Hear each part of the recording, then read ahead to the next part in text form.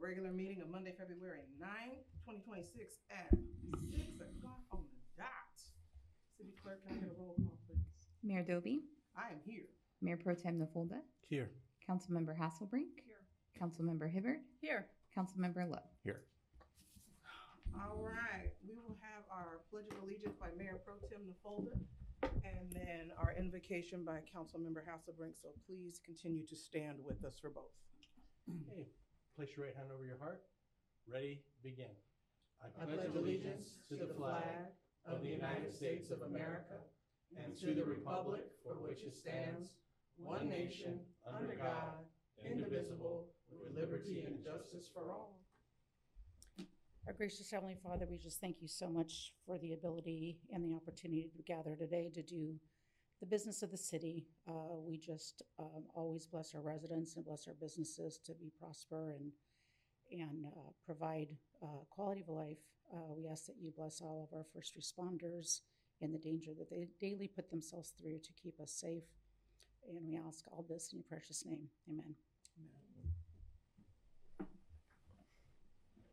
All right, now we have a very special presentation. So I would like to invite our esteemed County Supervisor, Ms. Janet Wynn, to come on down. And my notes tell me that I stay up here. So I'm with you in spirit. Thank you. Thank you. Thank you, Mayor, and thank you to the council for allowing me to be here and to provide an update on our work at the county. But first, though, I do want to thank you for your patience and for your staff also helping us and being flexible with our schedule, trying to get us here today. And so we hope to have done this end of last year, but with Christmas and everything else and all the other things going on. So we appreciate for allowing us to be here. As you know, Los Al holds a special place for me. One of the moments, I'm most proud of when I was in the Senate, working with you, Mayor, when you were mayor a few years ago now, when we secured the $2.5 million in grants funding for your senior center, an investment that definitely reflects how deeply this community cares for its residents. As you know, I'm extremely honored to come back to the county board and represent you, Los Al, as part of the first district, which covers also Garden Grove, Cypress, Fountain Valley, Huntington Beach, La Palma, Seal Beach, Westminster, and the unincorporated communities of Midway and also Rossmore. I know you mostly already know what county supervisors do, but not everybody, and sometimes some people forget. Most people, if I said I'm a senator, they all go, we know what senators do. But when I say county supervisor, sometimes they ask me, what department do I supervise in? Mm-hmm. And then I have to then explain to go, okay, it's the 24 departments, not just the one department. So I just want to give a little highlight of what we do. The county itself has 24 departments, ranges from the sheriff department, DA, public defender, probation. We have the Orange County Libraries, which is also in Los Alamitos, your libraries. We're the one who manages it as well. John Wayne Airport, Public Works, OC Animal Shelter, the landfills, county parks and beaches, the harbors, and so many more. And so this is my first year back at the board, and I want to kind of give you a highlight of the work we've been doing. And, my role here, our goal was to restore integrity, transparency, and also good governance at the board.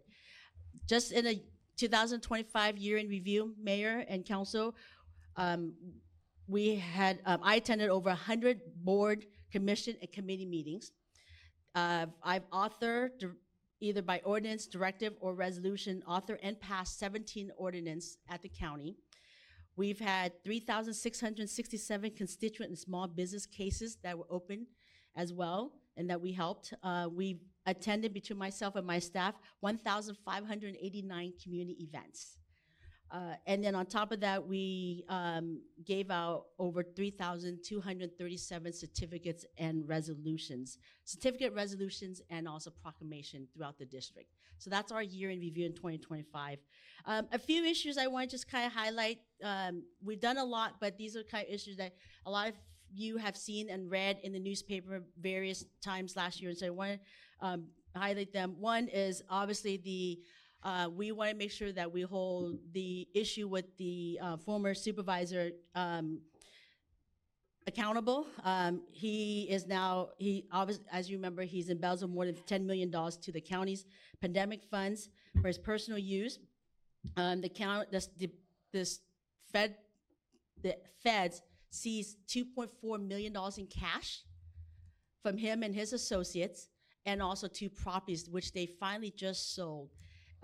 So we're hoping, and we're in communication with the FBI or the feds, that those fundings will be coming back to the county. Once they pay off whatever the loans or whatever is due for those 2 properties, then all the funding will go back. And then that's when we'll reach out to all the cities to start communicating to see what do we in this first district want to do with the fundings. As you know, he's also now in Arizona in federal prison. He was given the maximum sentencing. And so we appreciate those who, especially the constituents in the first district, who wrote in letters to the judge and also spoke before the Board of Supervisors to ask the board to actually file a briefing to ask the judge to give him full sentencing as well. And that we could not have done that without the constituents of the first district coming out. It was a couple hours of hearing for us, but it worked out well because we want to make sure that everybody's held accountable. We haven't stopped yet. Everything that we have done with the former supervisor, we're still doing our full forensic audit. We are changing policies within the county. For example, previously, procurement and purchasing were in different departments. Every department had their own. All those are now back to the CEO's office.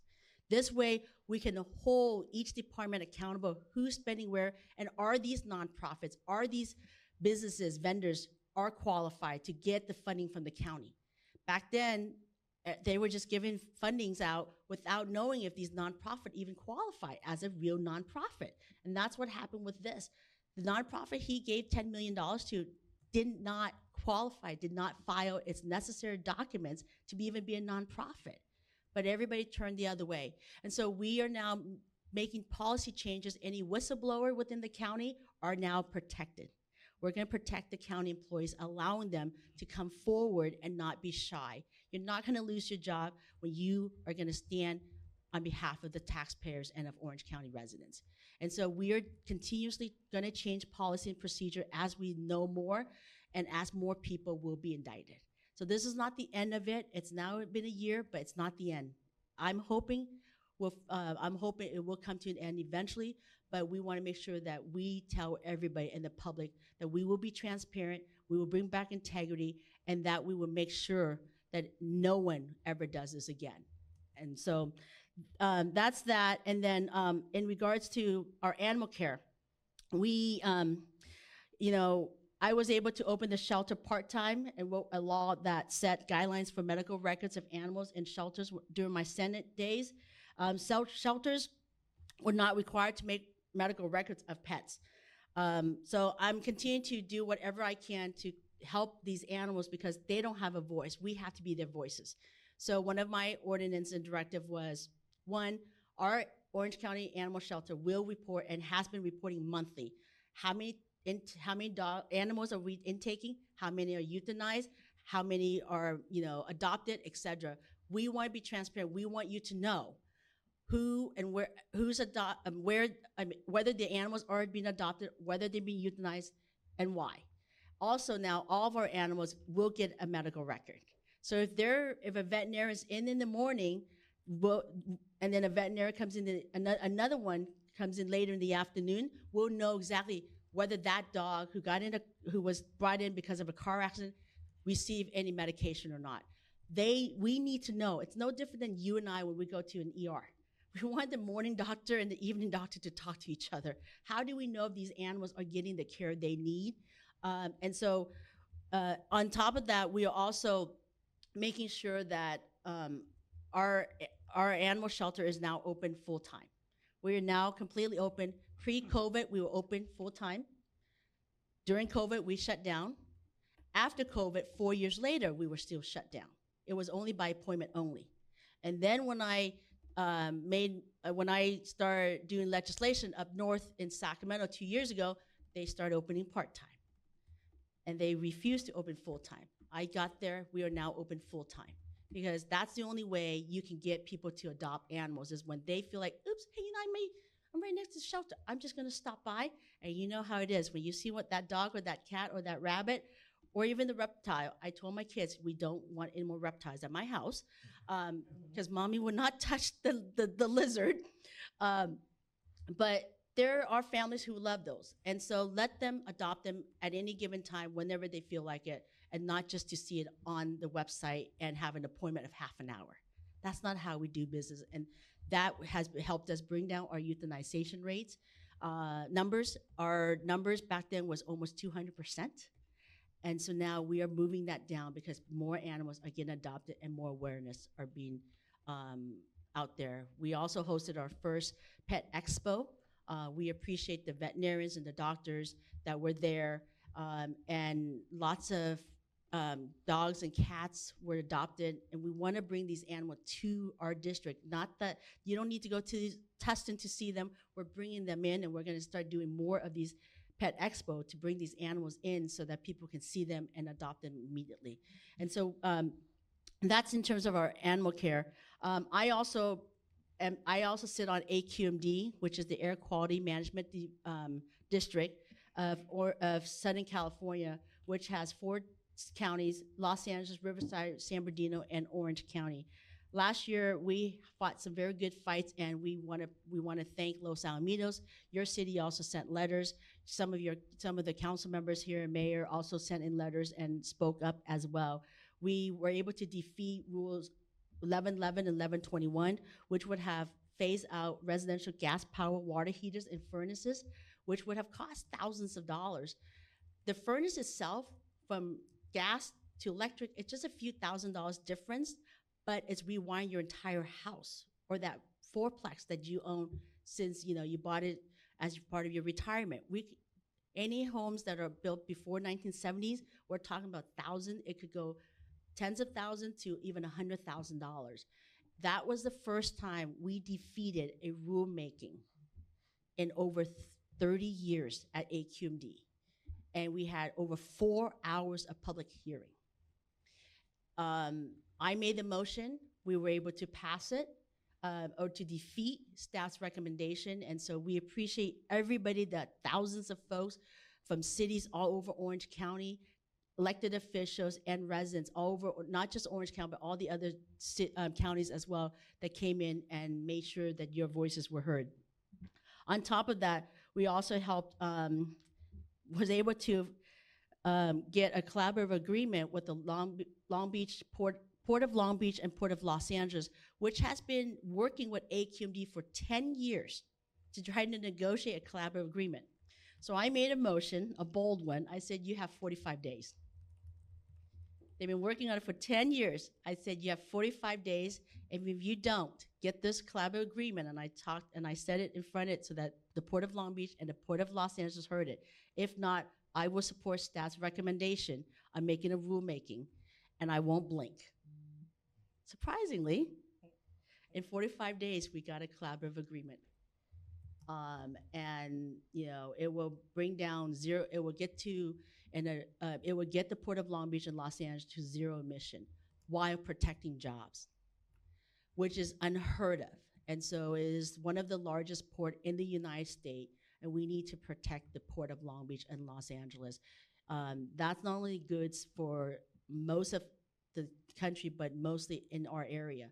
If those goods starts going up in prices, guess what? We as consumers, our residents here, not just Orange County, but all over the state, will pay for the price. And so we all want clean air, but we also don't want to sacrifice today for tomorrow. We want both.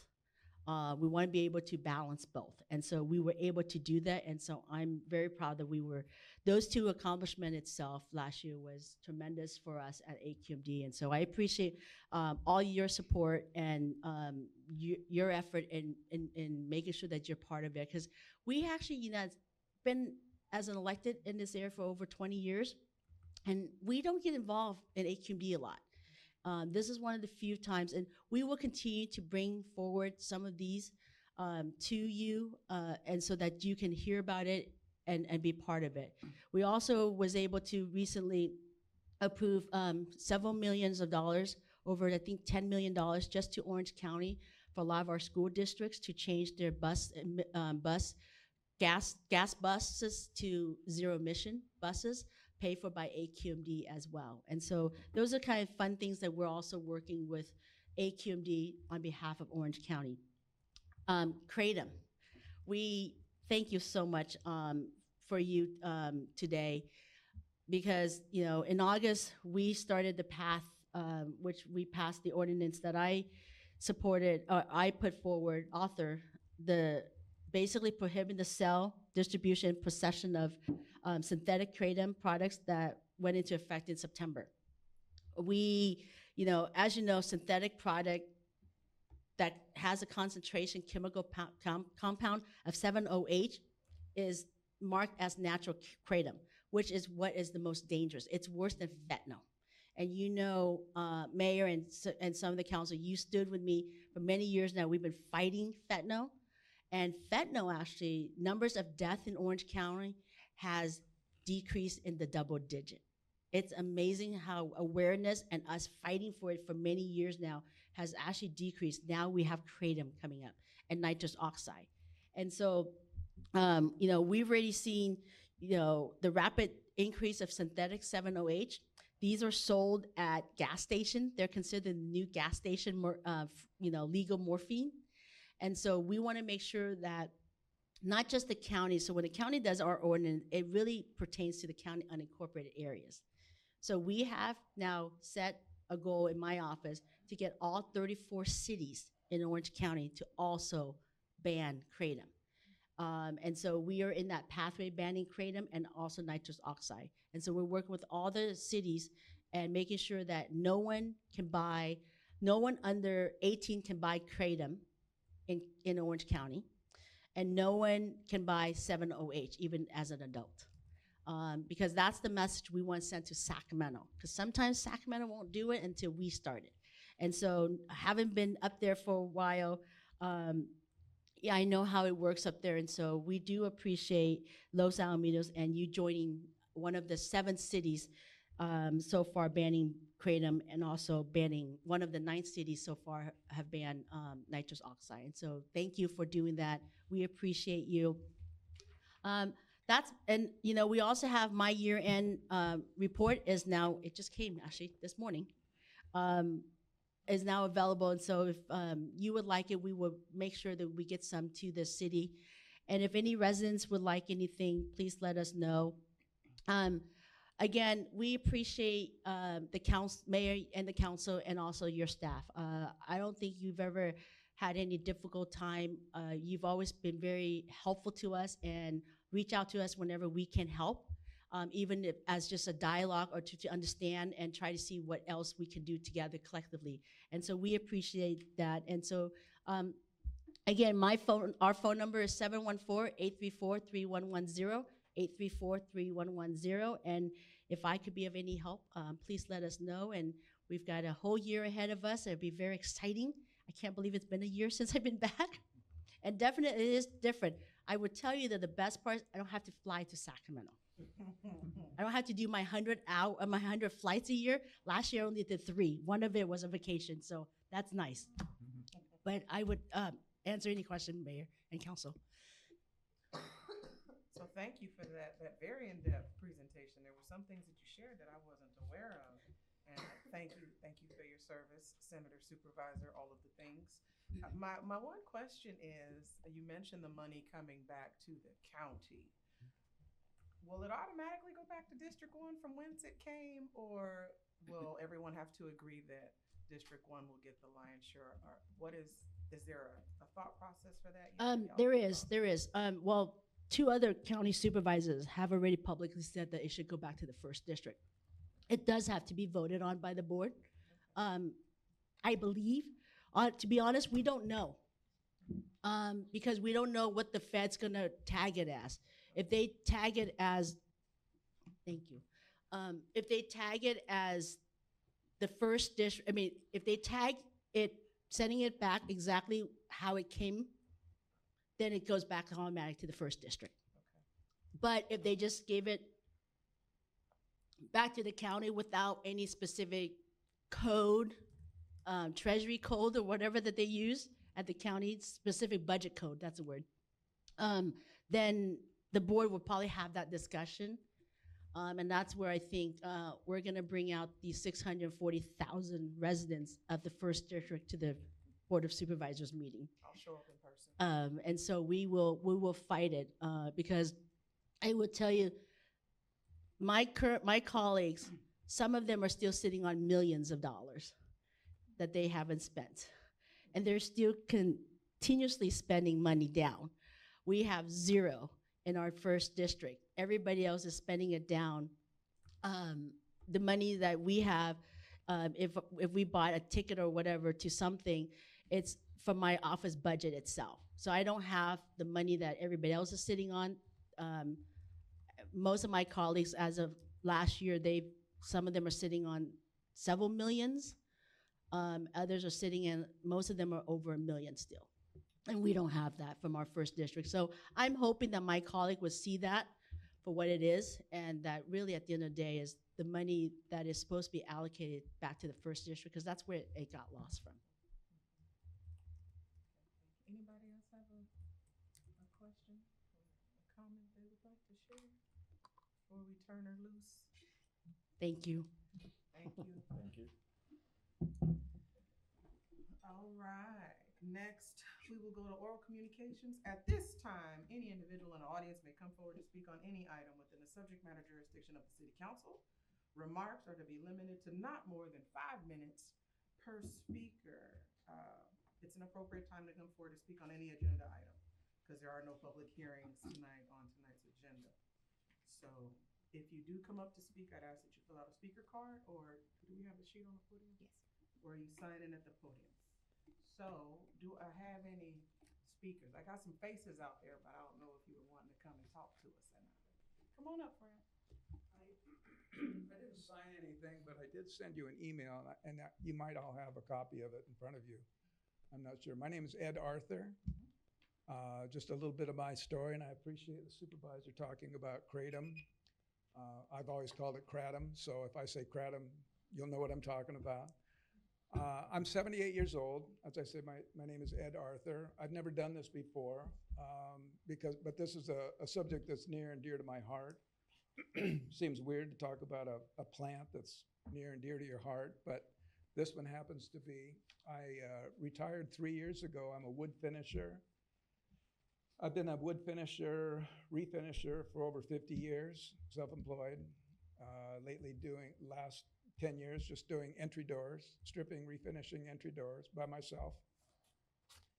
And let's say I just retired 3 years ago. So I was able to work up until 75 years old with a bad back. I have stenosis in my back, and I have 2 torn rotator cuffs.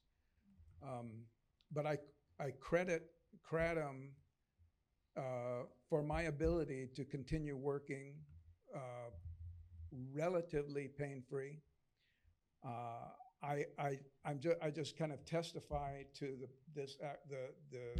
the use of this product as being very, very beneficial for myself and for many people that I know. I know other people that are in the trades that have had a lot of work done on their backs and their other parts of their body, and they're in pain. And they didn't want to be on opioids. I had back surgery years ago, about 10 years ago.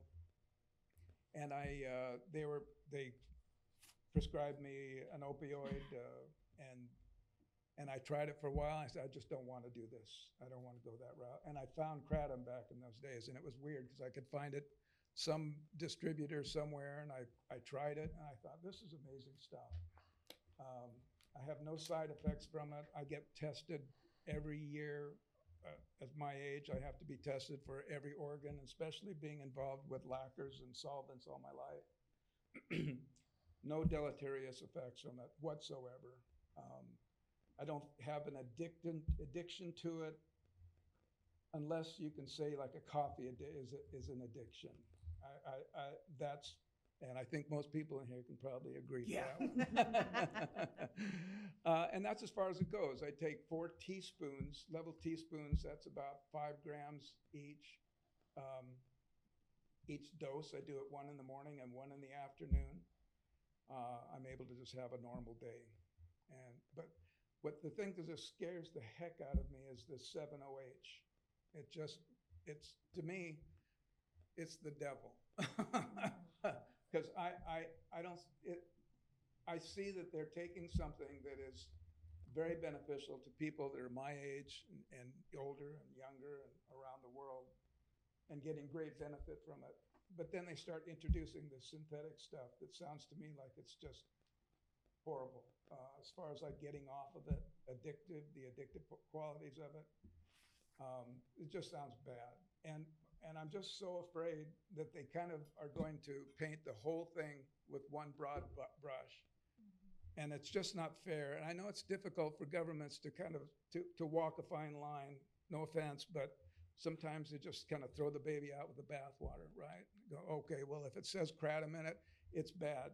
But I'm just testifying that in the powdered form, regulate it all you want, 18 and older can only be the only people that can buy it.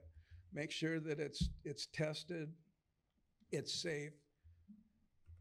But it's kind of like the American dream in a way, because there are vendors all around the country that send it out. They make it's a little cottage industry for a lot of people, but it helps millions of people. And I can just testify to the fact that it's helped me. So I think that's basically it. I'm just really concerned that local municipalities will just say, if it has the word kratom in it, they're gonna just toss the whole thing out. And the whole community, I think the kratom community, I think is fighting for that. I think it's almost a David and Goliath, because there's a lot of money to be had in this 7-OH. And I went to a smoke shop. You cut me off if you want. I don't know how far. There's a timer somewhere. I just. Oh, okay. So you 20 watch the seconds. timer, friend. I won't cut Okay, you I'll off. talk Timer fast. will, though. I went to a smoke shop to get a cigar the other day, and I saw this stuff up on the shelves. I go, "What's the deal with this 7-OH?" She goes, "Oh," I said, "People buying it?" He goes, "Yeah, people buy it a lot." One person said, "I have a couple customers that come in. They spend $200-300 a day on this stuff, and they keep coming back for it." Oh, that's it. Okay. So anyway, I'll sit here for a while if anybody has any questions. But thank you so much for your time. I appreciate it so much. I have another face I don't recognize. Were you? He's with Janet. Oh, okay. I should have known that. I apologize. I don't know your face, friend. All right. So, is there anybody hiding in the back behind the wall? Then we will go ahead and close oral communications. Updates from the mayor. No one fed me any, so I don't have any updates from city staff. Thank you, Madam Mayor. I wanted to clarify one item that's on the consent calendar, and that's item D. It's listed as amendment number 1. We actually have already done amendment number 1, so it actually should be noted as amendment number 2. I'm going to turn it over to Jason for an update on some events, but I did want to bring up one thing. This past weekend was the opening of Sunburst Field, since the city has now taken over that facility, and the response that we got while there, and I'll let Jason elaborate a little bit on it, was nothing short of impressive. The amount of work and time that has gone into making those fields look the way that they do and bringing them to what I like to call the Los Al standard. Our public works team and our rec team have done a fantastic job to date in order to make those improvements and get it to where it needs to be. You'll notice that both Ron and Emmeline aren't here today because they're probably, getting oxygen someplace. Because this whole thing came together very, very quickly, and my hat's off to the staff for their ability to work quickly to honestly solve a problem where we had a light installer go right across the middle of the field and back, tearing up some of the sod, but to have it all in place and ready to go on Saturday. So. With that, Jason, if you want to give just a few words about the comments that you received and then any additional events that we have coming up. Sure, thank you. And just to reiterate what Chet was saying, it was Saturday and Sunday. We had from 9 to 12, we had the opening ceremony, and they had all the kids line up out in the outfield, and they came in. And I can't tell you how many people came up to me and said, "Wow, this looks amazing. You guys did a great job. Your staff is fantastic." You know, there was a lot of obstacles that we had, even, you know, getting to this point, but it all came together. Everybody I talked to from the LAYB board was super appreciative of everything we've done. The bathrooms were nice and clean and kind of remodeled, and the snack shack had everything that they wanted, almost everything they wanted.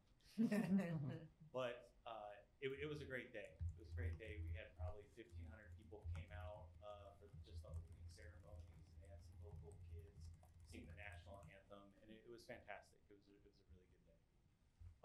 Moving on from there, just a few announcements. I'll try to keep it brief.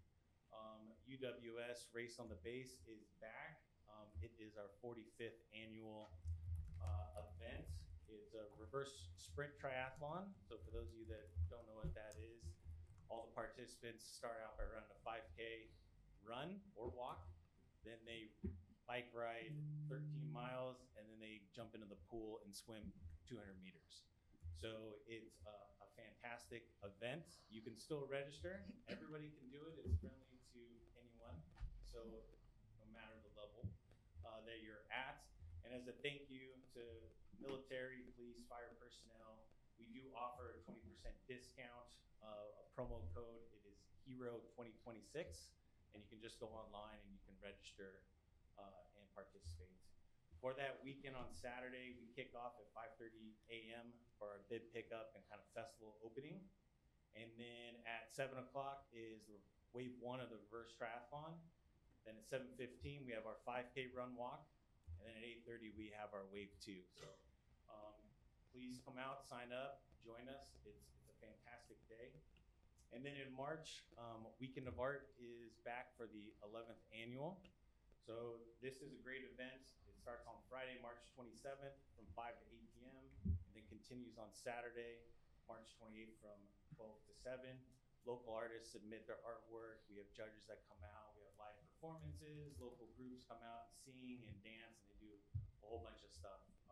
It's fantastic. If you've never joined it or come out, I recommend coming to the awards ceremony, and we give out awards and everything. The amount of appreciation that all of these participants have is really fantastic. So please join us if you get a chance. And then last but not least, the LosAl link.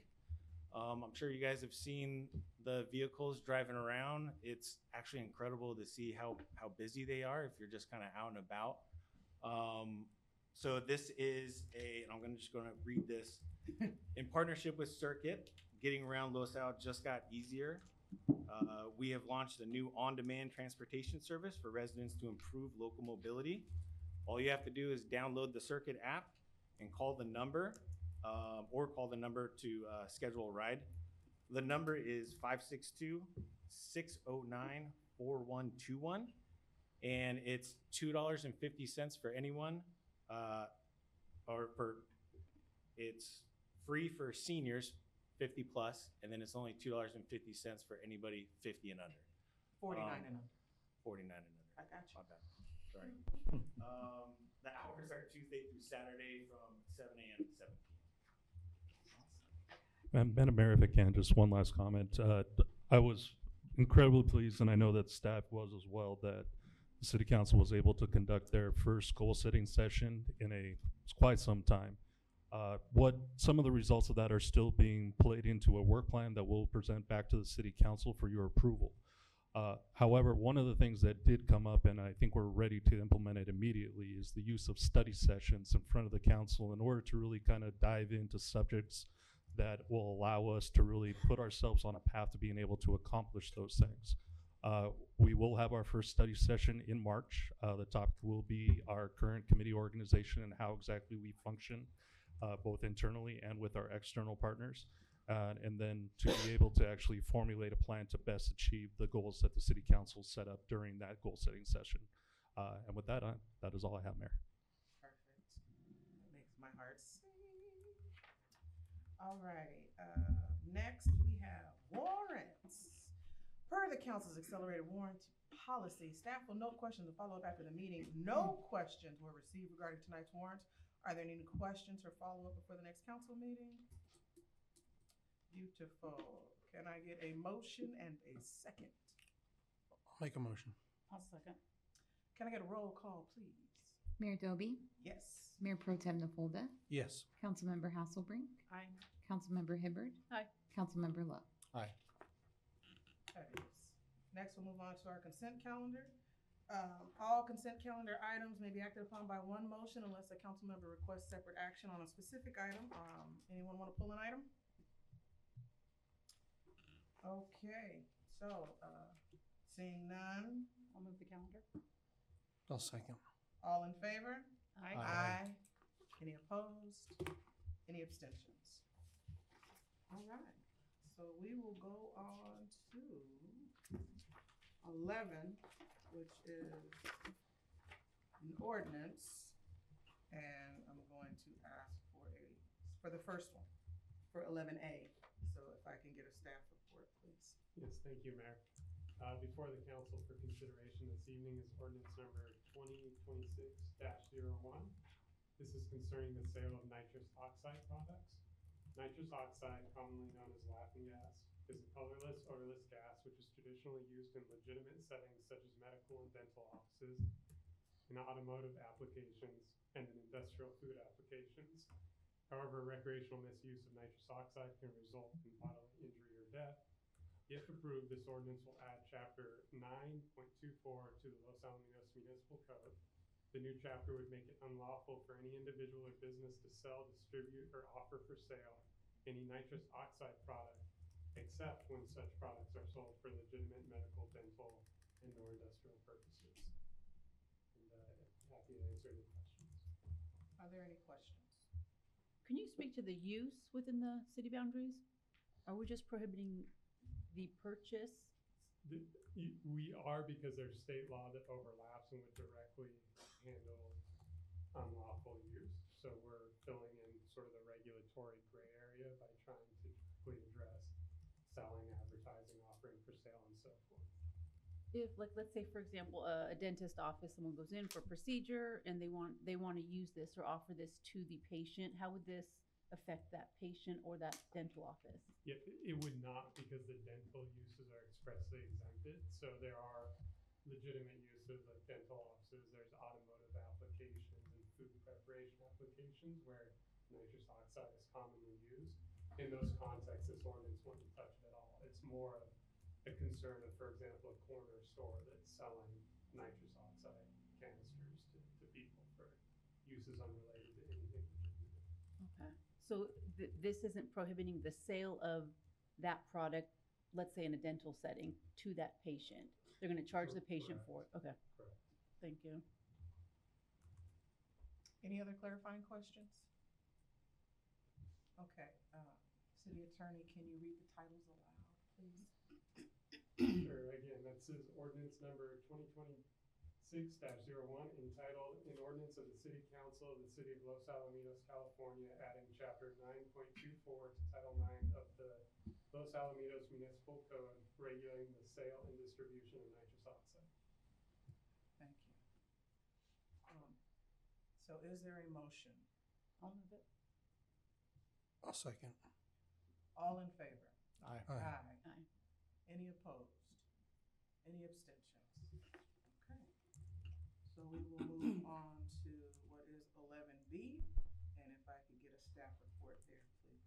Sure, thank you, Mayor. And we've had somewhat of a preamble or introduction on this one from Senator Nguyen and also from our public commenter this evening. This is ordinance 2026-02, which concerns the sale of kratom products.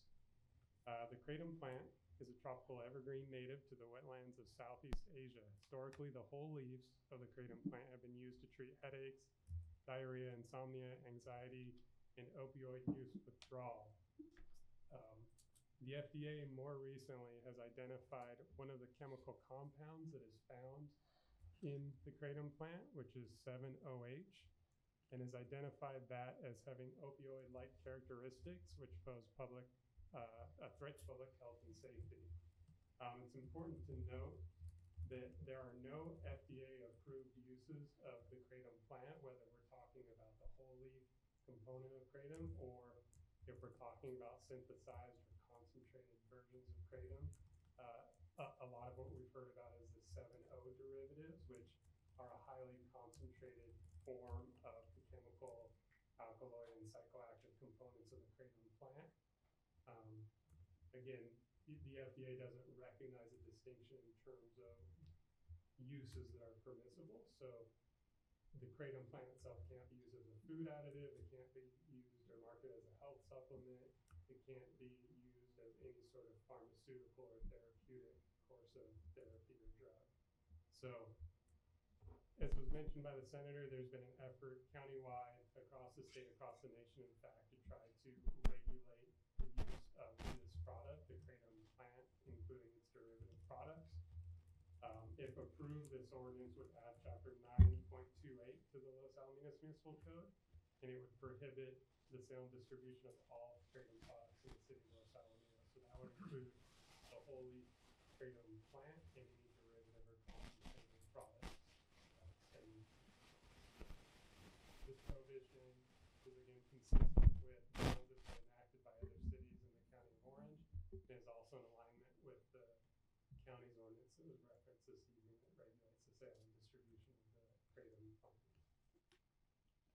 I'm happy to answer any questions. I think you going? No, I was going to say, I think Supervisor Nguyen indicated that 18 and over, you could buy kratom itself. Nobody could buy the 7-OH. Why are we going beyond that? Correct, and that's a great question. The county ordinance has age gates in terms of, okay, you have to be 18 to buy kratom leaf, whole leaf products, and then the 7-OH is prohibited across the board. What has been proposed here and what other cities have done is to enact a total ban, and the reason for that is that when you're talking about a municipality or a small city like the city of Los Alamitos, in terms of enforcing any sort of regulation, the ban is, and the police chief and I, feel free to jump in if you want, we've had discussions on this, but to have a practical approach to regulating this and enforcing a ban is the clearest path. If we were to enact something that said, okay, we'll prevent whole leaf kratom if you're over 18, but if you have a percentage of, let's say, 2% or more of 7-OH in any kratom program, it's absolutely prohibited. The problem is we can now have a corner store that's marketing a kratom product, it just says kratom, or even a product that says 7-OH.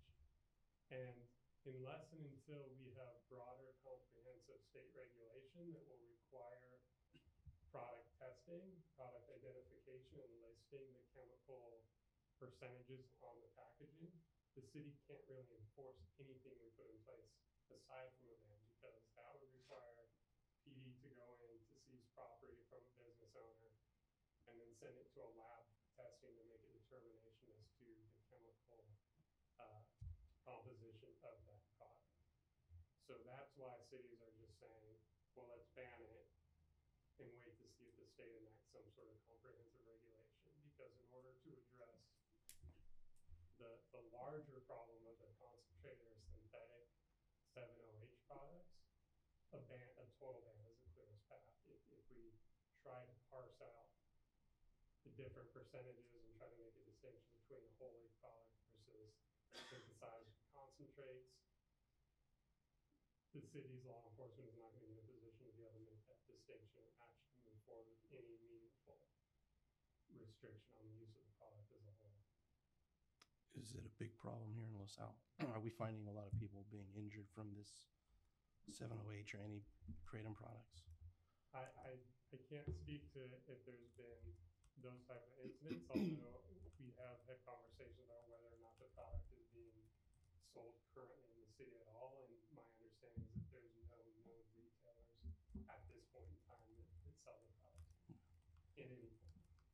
Yeah, I would just like to comment that I myself have used this before. I know a ton of people that use kratom, and it does work. I have psoriatic arthritis, and I can't even play catch without taking something. And this seems to be the most effective. So I have concerns of too, people that need it, and I know the FDA says it doesn't work or whatever, but they've told us a lot of things. So my point is, there is an actual need, whether it's in our minds or not. I think this product works, and I'd hate to see us, ban it outright, especially, as we sit here today, we don't even know if it's being sold or if it's even a problem here. I think personally that the most prudent would be to follow the county standards. If you're 18 or over, you can buy it, and I understand all the problems associated with that, but it just seems like good people get screwed because there are bad people out there doing stupid things, and I hate to see that with a product like this. So that's my thoughts. Well, just to clarify, we just won't sell it in our city. We're not saying you can't buy it somewhere else. This would be a restriction on distribution, advertising, selling it when it deal with possession if somebody is utilizing the product and has obtained it elsewhere. Okay, say that last part again. So I think the answer to your question is you are absolutely correct. So I can't sell it to you, but I can still drive 2 miles into LA County and buy it. If that suits my needs.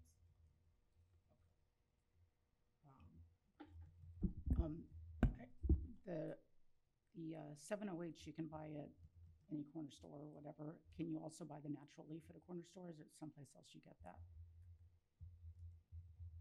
It's hard to differentiate between the two because you have products that will be marketed as kratom and or 7-OH. And 7-OH is a direct derivative from the kratom plant itself. So I don't expect any of us to be chemists or necessarily know a whole lot about cannabis, but it's sort of an analog there that you have. We have a situation where the state has a track and trace program for cannabis, so we know exactly where it's grown, what the chemical composition is, what the I guess the amount of THC is, all these things, and we just don't know that with kratom. And again, cannabis as an analog, you have situations there where people develop derivatives from like a flower of cannabis, right, where they'll have some sort of hyper potency wax product or some other vape application. So this can be the same thing where we just don't know what the product is exactly that's being marketed in terms of the chemical composition or the potency of the product. Yeah, I have the same concern that Jordan does. 7-OH is the problem. That's the thing that the kids are buying and adults are buying, and that's how we're losing lives on the 7-OH. I would just at this point be more in favor of just no 7-OH and then 18 and older for the natural, just because we don't want to throw the baby out with the bathwater, and there's a medicinal advantage to this. I mean, I was at CVS just before the meeting, and if we're looking at only selling FDA-approved products, half of CVS would be empty.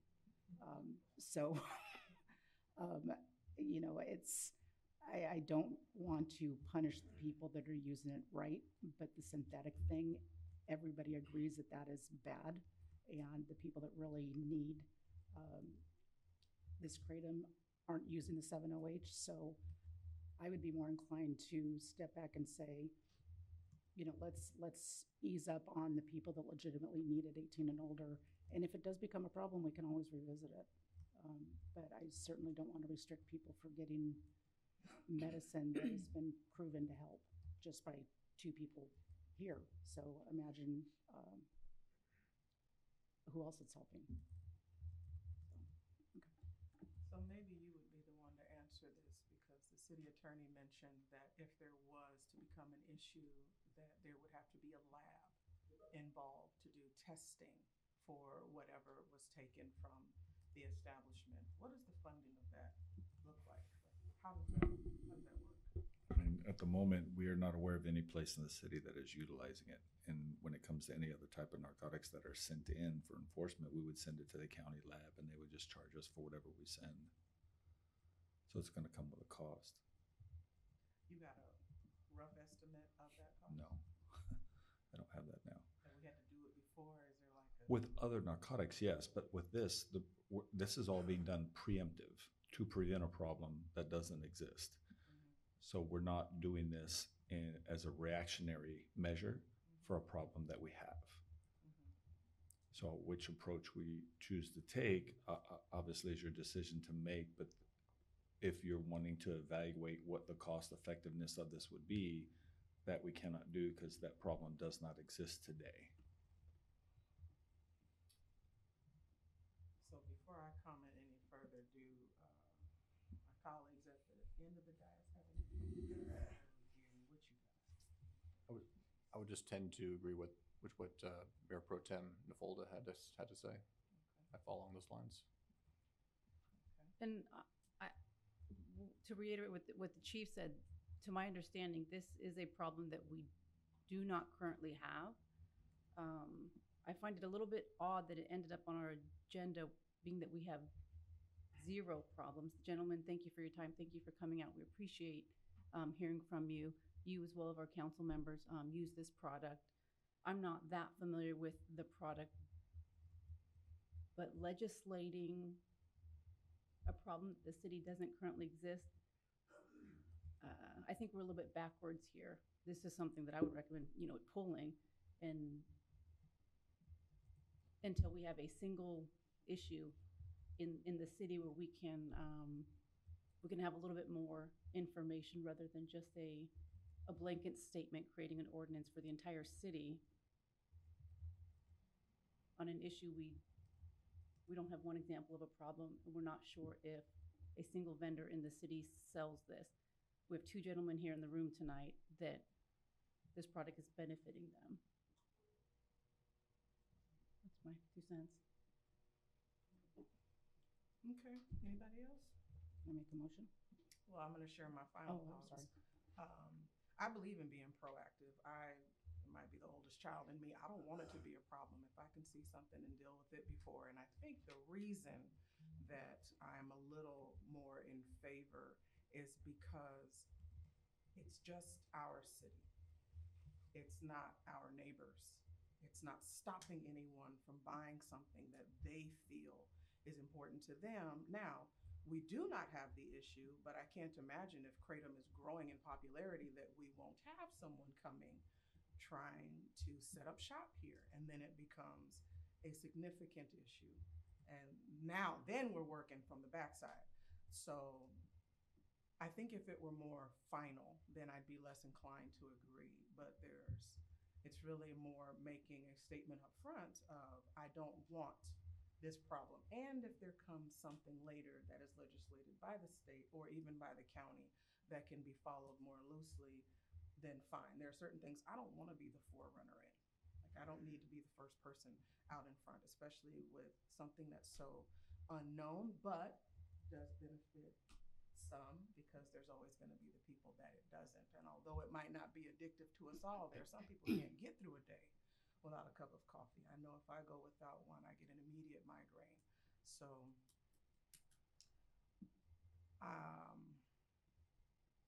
sounds like y'all are all in agreement, and I'm not, but I don't mind being on an island. I kind of like islands. So at this point, you need to read the titles aloud, and then we'll see if get a motion. I think we don't have a motion for any direction at this point. So All right, well, I'll look for a motion. I'll make a motion. What's your motion for? It is to ban 7-OH across the board regardless of age, and to allow the natural leaf sold, but only to 18 and older. I'll second that. Okay, with that direction, assuming this motion passes, staff will then take that direction and return at a future meeting with the revised ordinance that meets those guidelines. For clarity's sake, can you restate what we're about to vote on? Yeah, so the motion, as I understand it, is to return with a modified ordinance that honestly would be consistent with the county ordinance that prohibits the 7-OH derivative products across the board, but permits the purchase or sale of the kratom whole leaf products that aren't the concentrated form to persons over the age of 18, for the persons of 18 or older. Thank you. Is there a way to word that so that all derivatives of it, because what if they come 8OL or 9MP? Yeah, Or- it will People are be- smart. just call out the natural leaf versus any other with Because I would derivatives. be amenable to something like that because it's the synthetics Yeah. that are causing a ruckus. So the way the county, and so the HO product is a naturally occurring alkaline in the plant. So it's not synthetic in that sense. They're extracting that product and making it concentrated. So the way the county frames it is they just give a percentage that addresses products that contain more than 2% of 7-HO. Is that right? HO, right? No. OH, I think. Oh, wait, sorry, it's Yeah. hydroxymitrichinase, I believe. Sounds like an infection. So I'm gonna go with OH, is that what we're on? That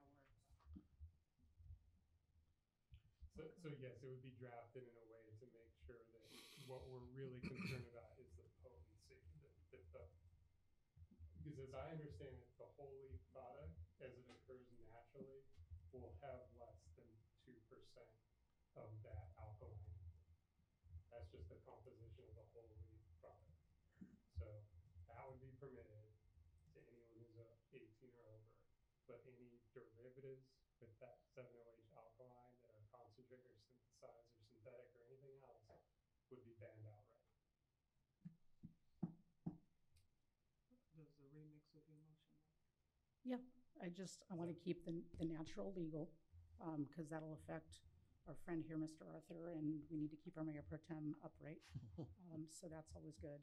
And then anything else you mess with the formula, it's banned. Do we incorporate a budget of some sort if we gotta start sending stuff to a lab? That's what's freaking me out, is any unintended consequences that are of a financial nature. So, Madam Mayor, since we'll have to return this item to you for consideration at that time, we can work up a preliminary budget of what exactly we think some of the costs will you be. know how to speak my language. Yes, ma'am. And I also believe too, the county is really pushing this. They might want to help with the cost of the testing. It's funny you mentioned that. I was just thinking it myself. Okay,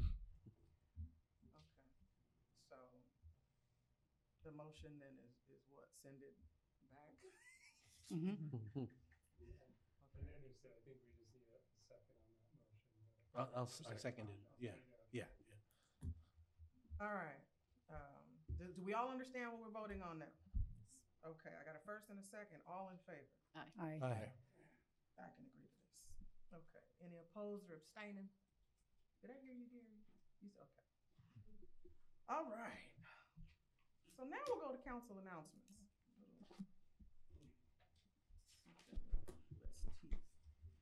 At this time, council members may report on items not specifically described on the agenda that are of interest to the community, provided no action or discussion is taken except to provide staff direction, report back, or to place an item on a future agenda. So I will start at my far left, Councilmember Hibbert. Thank you. Not much besides my favorite part of being on Los Alamitos City Council, knocking doors and talking with residents.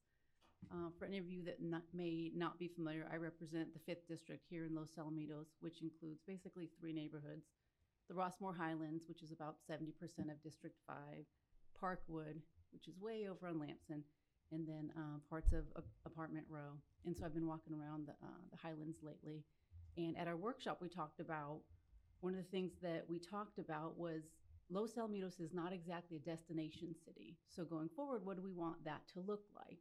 And we had talked around, kicked the ball around that services, we want to service the residents. I think Ron Noda mentioned something like if someone were to win the lotto, would the residents stay here? Would they put on, a second floor and put in a pool, or would they, I don't know, head to Newport or something? And so talking about really the services here. And when I was walking around the Highlands, there are even more original residents that moved into the Highlands in 62, 63, 64 than I had imagined. There was a gentleman, he's a Korean War veteran. I probably spent, I don't know, 25 minutes on his porch. You know, he's got all the flags out and, you know, everything, talking about, telling, you know, war stories, which was, it's my favorite part about being on city council is getting to know the residents and just with no agenda, hey, what can I do for you? It might be really simple. They might have an issue. I've had some issues come up with questions about tree trimming. Is it big picture? Is it a big deal? You know, what we're talking about up here, we're, you know, a lot of voting. We're voting on a lot of things. Not really, but it's important to them. And that's why we're in these seats, is to represent those neighbors who have an issue with a tree or street sweeping or something simple. So I've been enjoying doing that. I'll move on to Parkwood afterwards. If anyone's watching this, if you want to get hold of me, if there's anything I can do for you in District 5, you can reach me at 562-444-6751. Thank you. All right, I'll continue to my left. Councilmember Hasselbrink, what you got? No, I don't have anything to report tonight. Then I will go far right. Councilmember Lowe, what you got? Thanks, Mayor Doby. I attended our library advisory board last month, and so I thought I would give some fun facts about our Orange County Library. And there are 29 branches of the Orange County Library. Our library, Los Alamitos Library, is located at 12700 Montecito Road. It's basically the deep southwest corner of the shops at Rossmore. And the libraries in general, 3.2 million patrons visited our libraries, 6.6 million books were borrowed, 4 million ebooks and audiobooks used, and 775,000 patrons attended programs at the Orange County Libraries. And I visited the library today, actually our library today, and I met our librarian, Stephanie Mate is our new library, so I got to see that. And one of the fun things at the library was the library of things. So the library of things include things like sewing machines, drums, ukuleles, outdoor games, a lot of kids games. There's also a cat and a dog that you can rent out or check out and so forth. The dog was rented out. I did get to see the cat though. It's like an automated cat there. So I got to see that. Also, one of the things I didn't know, and that you can check out seeds. So like flowers and plants and vegetables, you can check out seeds at the library. And I have to admit, when I was at the advisory board, I didn't want to ask the question about how do you check out seeds. But you can check out seeds. You don't have to return the seeds. So you can check out seeds, flowers, vegetables, and so forth, but don't have to return them. So that is it. Thanks. Wonderful. All right, Pro Tem, what you got? I attended my OC SAN meeting, and just a reminder that both day and night they are continuing the manhole cleaning and rehabilitation in both Los Alamitos and Cypress. So affects our traffic. And I think we were all at the commissioner's dinner, and we had a good dinner. So that's it. Thank you. All righty. Well, what have I been up to since we all came together 2.5 weeks ago? I went to my ACCOC board meeting where we discussed the advocacy points for Sacramento and DC. And one of those will be e-bikes legislation, so stay tuned. I attended my OCOG board meeting. I went to my Cal Cities committee meeting. We discussed the upcoming RENA process. And when I tell y'all, I'm ready. I'm so ready. Oh, my days. The commissioner dinner, like Pro Tem mentioned, is honoring all of our commissioners. And I think there were a lot of commissioners there. I don't remember there being that many in recent history. So that was really nice because it's a thank you to them for their service. And the food was outstanding, as was the entertainment, which was beautifully curated by Miss Zana, right? Zana, she put a lot of thought and effort into it. And I went to my SCAG meeting where a couple of the topics were different grants and opportunities for grants for land and parcel improvements, which I'm always looking into because of the type of land that we have. And then we did not, if you noticed, have a mayor's business spotlight for tonight, But oh my days, are y'all in for a treat in March, because we will have two. And I'm so excited to share with you some of the hidden jewels in our beautiful little city. So on that note, we will go ahead and adjourn this meeting at 7:05 until, what is my next one? March. Do I have to say that? You don't have to. I don't have to say that. So 7:05, y'all go have a good evening.